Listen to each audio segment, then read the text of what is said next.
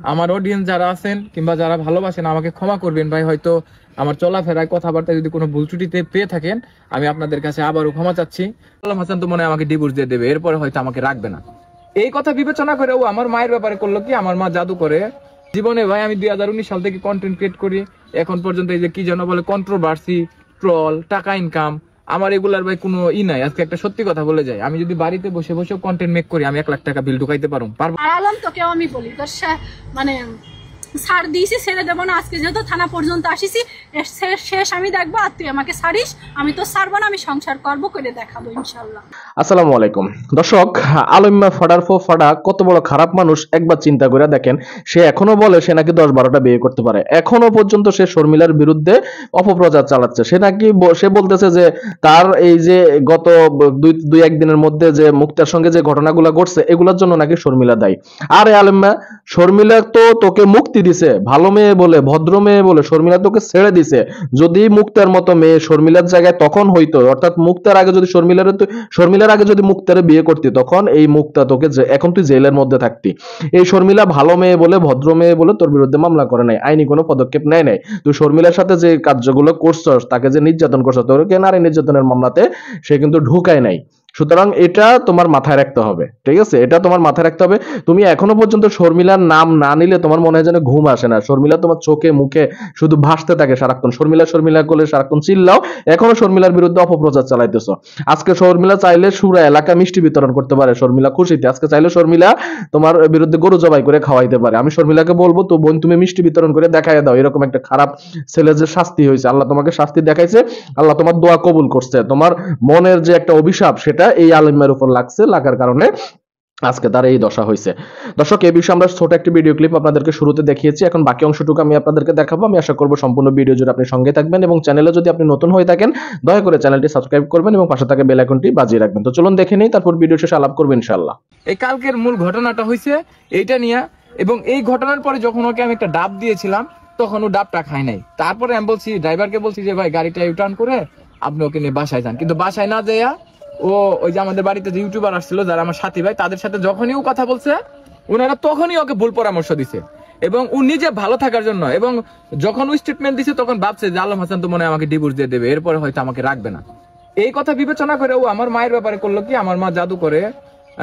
আমার একটা ছেলে আছে মিহাল, আমার বড় ভাইয়ের একটা বাচ্চা আছে, আমার ছোট ভাইয়ের 2টা বাচ্চা আছে। বললো যে আমার মায়ের কারণে নাকি বাচ্চা হয় না, তাহলে এই সন্তানগুলো কিভাবে হলো। আবার আমার ফ্যামিলিতে যদি মুক্তা যদি কোনো কারণে আমার উপর রাগ করে কিংবা আমি যদি ওরা বকি, আমার মা আব্বা ওই যে ওনারা দেখে গেছে, আমার মা আব্বা আমাকে বকতে আসে, আমাকে মারতে আসে, তাও আমার ওয়াইফকে কিছু বলে না। এটা হয়তো কোনোদিন ওর নিজের মুখে স্বীকার করবে, আপনারা দেখবেন। আর জীবনে ভাই আমি 2019 সাল থেকে কন্টেন্ট ক্রিয়েট করি, এখন পর্যন্ত এই যে কি যেন বলে কন্ট্রোভার্সি, ট্রল, টাকা ইনকাম, আমার এগুলার ভাই কোনো নাই। আজকে একটা সত্যি কথা বলে যাই, আমি যদি বাড়িতে বসে বসে কন্টেন্ট মেক করি আমি 1 লাখ টাকা বিল ঢুকাইতে পারবো না? আমি এনি টাইম এনি হাউ আমি পারবো, আমার কাউকে দরকার নাই, আমি নিজেই পারবো। তাহলে আমি আমার ওয়াইফ যিনি আছেন, আমি এখনো বলতেছি এবং পরবর্তীতে বলবো, আমি ওকে অনেক ভালোবাসি। এখন ওর যদি কোনো জায়গায় কোনো রিলেশন, ভালোবাসা, সম্পর্ক, কোনো উদ্দেশ্য, কোনো কিছু থাকে ভাই, আমি ওকে আটকে রাখতে পারবো না। এত কিছুর পরেও ওকে আমি আমার বাড়িতে রাখছি, এবং এখনো আমার বাড়িতে আছে। কালকে যারা আসছিল আমি আমার আব্বাইরও বলছি, আমার মারেও বলছি, ওনারা ওই ভিডিওগুলো দেখছে, দেখার পর অনেক কষ্ট পাইছে। এমনকি ওনারা একটা কঠিন সিদ্ধান্ত নিয়ে নিয়েছিল আমার ব্যাপারে। তারপরে আমি বলছি যে আমি তোমার আব্বা মা, আমি তোর বিয়ে করছি, তো আমার বউ, আমি যদি ওরে ছেড়ে দিই আমার আবার বিয়ে করতে হবে, সে ওর থেকেও খারাপ হইতে পারে, ও থাকুক।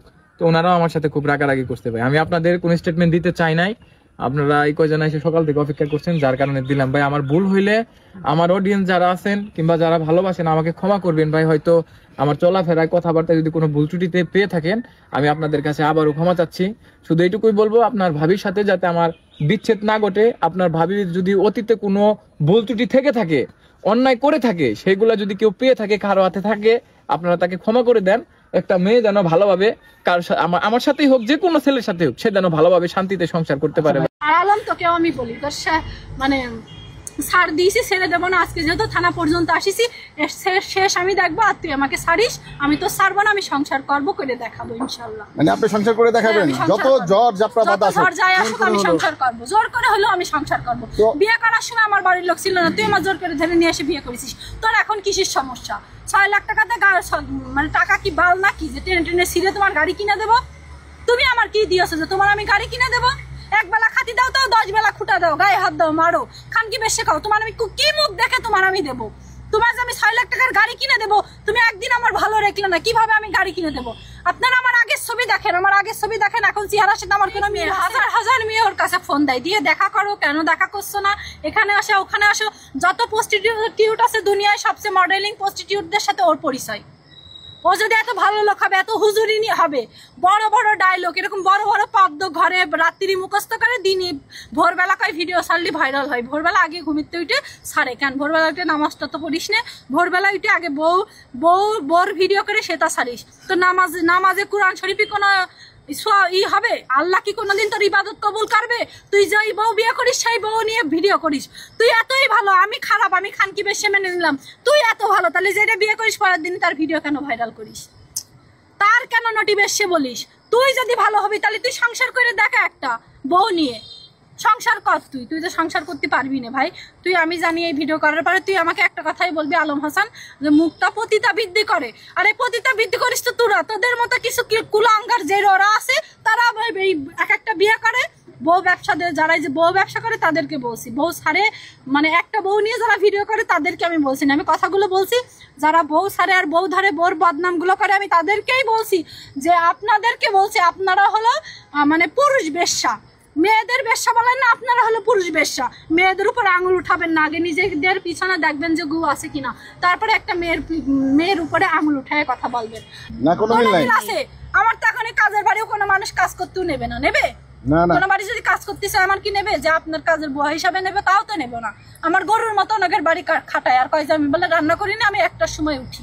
তো মুক্তা, এই যে আপনি যে সোশ্যাল মিডিয়ায় ভিডিওগুলো ভাইরাল হলো, আপনি বার ড্যান্সার বা যত অকথ্য জিনিসগুলো করেন, আসলে এগুলো কে করেছে আপনার কি মনে হয়? আসলে আমার বিয়ের আগে আমার হাজবেন্ড ছিল, তার আগে আমার একটা পুলিশের সাথে রিলেশন ছিল, তখন আমি টিকটক আইডি আমার ছিল, মানে আমি এত এখন যেরকম বুঝি, তখন যদি বুঝতাম আমি ভিডিও করতাম না। ভিডিওগুলো আপনারা দেখলেই বুঝবেন আমার ফেসের সাথে কোনো মিল নেই ভাই।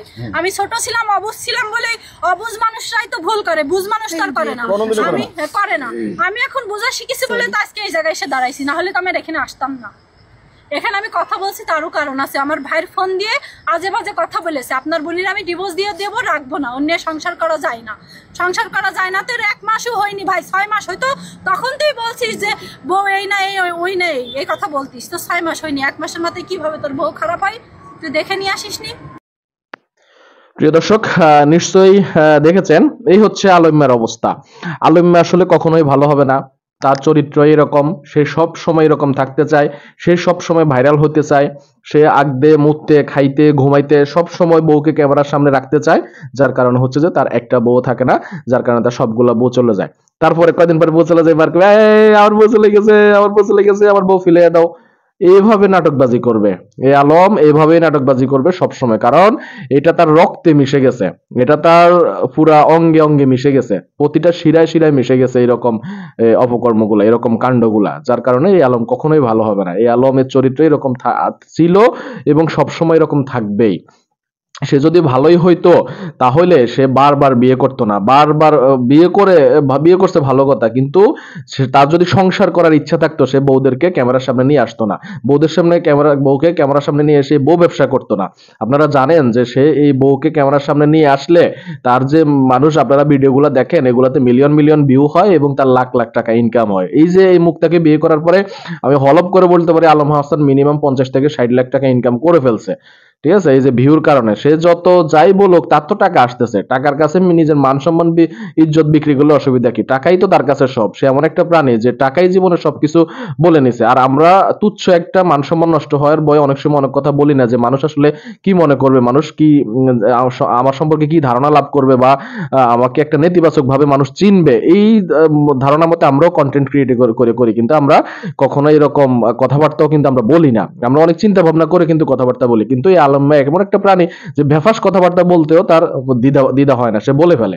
দর্শক, আমাদের আজকের এই ভিডিওটি কেমন লেগেছে কমেন্টস করে জানাবেন। যদি ভিডিওটি ভালো লাগে ভিডিওতে একটি লাইক দিবেন, শেয়ার করে অন্যকে দেখার সুযোগ করে দিবেন, এবং আপনি যদি আমাদের চ্যানেলে নতুন হন চ্যানেলটি সাবস্ক্রাইব করে পাশে থাকা বেল আইকনটি বাজিয়ে রাখবেন, তাহলে লেটেস্ট আপডেট ভিডিওগুলো আপনি সবার আগে পেয়ে যাবেন। আপনি যদি অলরেডি সাবস্ক্রাইব করে ফেলেন, আপনাকে আমি অসংখ্য ধন্যবাদ জানাই। সকলে ভালো থাকবেন এবং সুস্থ থাকবেন।